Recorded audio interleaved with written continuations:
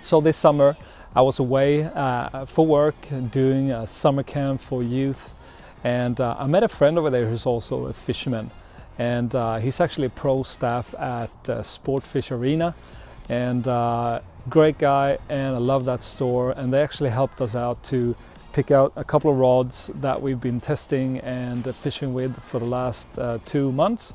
And so this is the Zetrix Hellhound, and I also had the opportunity to fish with the Zetrix Dark Blood, and 2 great rods that we felt like were really interesting because there were new rods on the market. And we also got in contact with the guy who's responsible for these rods. You can follow him on Anton the Fisherman on Instagram and on social medias. But we wanted to try these out because they were really cool looking.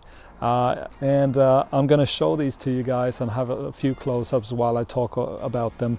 But Zetrix is a company here in the Scandinavian market that is probably a new name for a lot of people, and certainly for us. So we were just interested to see, hey, what's this company and what kind of rod they make. And so we got our hands on this one, the Zetrix Hellhound. It's an 8'4" rod, up to 160 grams. Obviously this is for pike fishing or larger fish fishing.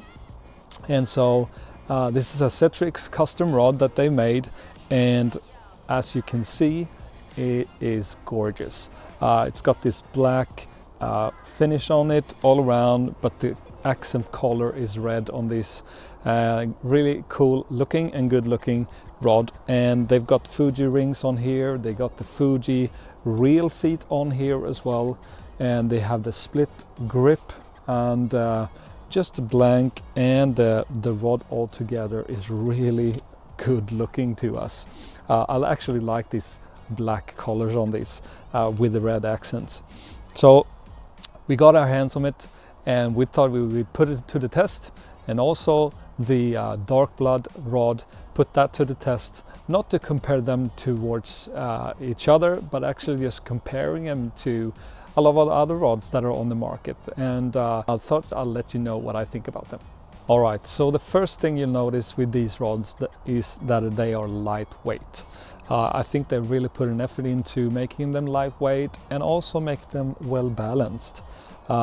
We like lightweight rods, and the reason being that if you're out on the water for many hours, for a full day or even many days, when you throw those bigger baits, your back really gets a beating too. So you want a light rod that is lighter for your back and also your shoulders. So we enjoy having lightweight rods, but at the same time you need a rod that's well balanced for that. So we put on a 200 size reel on this one, or 250 size. It's a Daiwa Tatula reel. You can also fish a 300 reel without any problems at all. But so lightweight, but the balance is good as well. So they made the handle a little bit longer, which makes the lightweight rod balance out pretty well.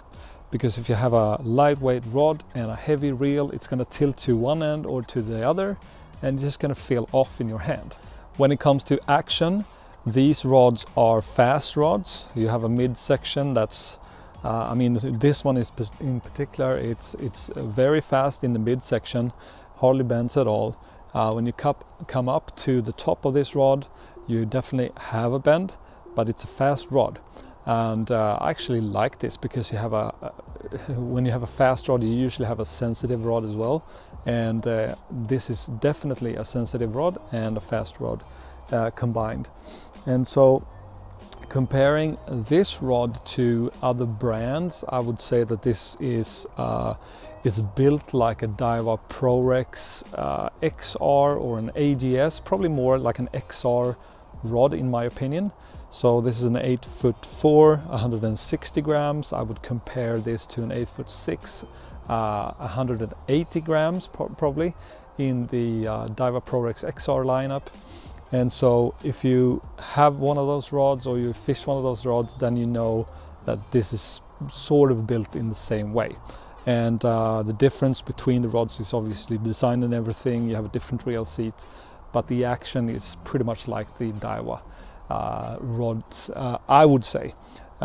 the rod and the blank performs in a similar action. I actually brought them out together and compared them, and yeah, you can definitely see that similarities between those two rods. We also had the opportunity to fish with the Hellhound dark blood rod. It's a beefier rod. It's up to 220 grams, I think it is.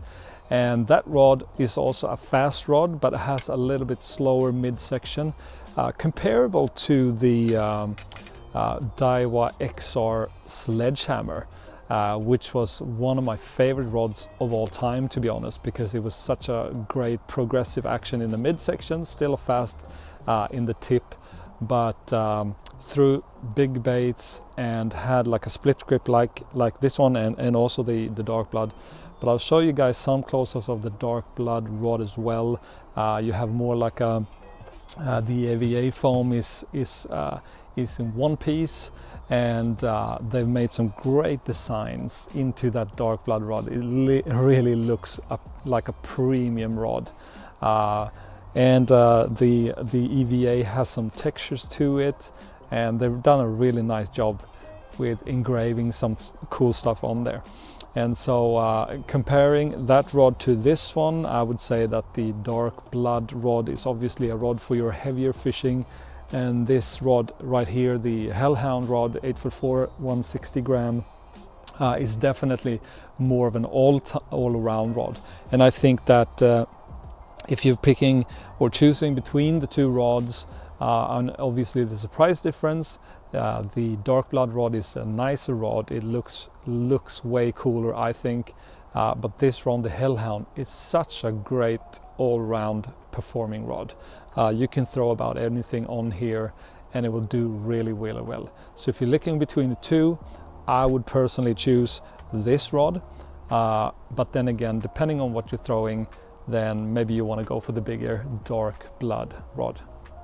So to summarize these two rods, they are lightweight, they are well built. I think they have done a great job with the design, and I feel like these rods really have the opportunity to compete with some of those bigger brands. I think they need to push these rods more to the stores, and hopefully they can manage to do that. But when you pick them up, they are great looking. They actually stand out because of their design, in my opinion, at least. And so if you have the opportunity to go one of the stores, talk to them, ask them about the Zetrix rods, if they have them in stock, and you will be very happy about these rods, I think. So if you are on the edge of, should I do a dare buying a rod from Zetrix, that company that I might not heard about before, at least here in the Scandinavian market, well, I can actually personally recommend them. Or we have here at Tackle Crew, me and my brother, we have fished them both. And if there was one thing that I could ask from these rods, then that would actually be to include a hook keeper. And that's actually missing on these rods. So if there was one thing that I wanted to add for these rods, it's a hook keeper. And this reel seat, it's a lightweight reel seat. It's probably not one of my favorites, but it's good in your hand. It's not my favorite, but it's good. And so those two things would be the things that I would mention. But obviously there's plenty of places to put your hook, and there's plenty of reels to match up with this reel seat. So there you have it, guys. Hopefully you got something out of this, and hopefully you enjoy these types of videos. Please leave a thumbs up and a like, and if you have some comments, please comment. We like it when you comment stuff on our videos. And as always, if you like these types of content, please subscribe. It really helps us out, really helps us reach more people with our videos. And also thanks for watching, and we'll see you in the next one.